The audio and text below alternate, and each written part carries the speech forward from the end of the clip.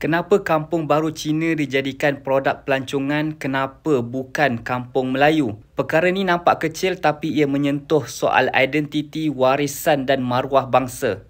Baru-baru ini Kerajaan Selangor umum nak jadikan kampung baru Cina sebagai destinasi pelancongan. Sebelum itu ada juga berita yang mengatakan kampung baru Cina dijadikan produk pelancongan bagi tahun melawat Malaysia 2026. Persoalannya, kenapa Kampung Melayu tidak diangkat dengan semangat yang sama? Kampung Melayu ada nilai seni bina, adat resam dan sejarah ratusan tahun. Inilah akar yang membentuk tamadun negara kita. Tapi berapa banyak kampung Melayu yang dapat peluang naik taraf, dapat promosi atau dana sebesar itu? Saya ajak kita semua, orang Melayu termasuk pemimpin Melayu berfikir dalam-dalam. Kalau orang Cina boleh yakinkan kerajaan untuk jadikan kampung baru mereka sebagai produk pelancongan, kenapa kita tak boleh rancang hal yang sama untuk kampung Melayu? Malaysia ini tanah Melayu. Inilah nilai warisan yang wajib diketengahkan sebagai produk pelancongan.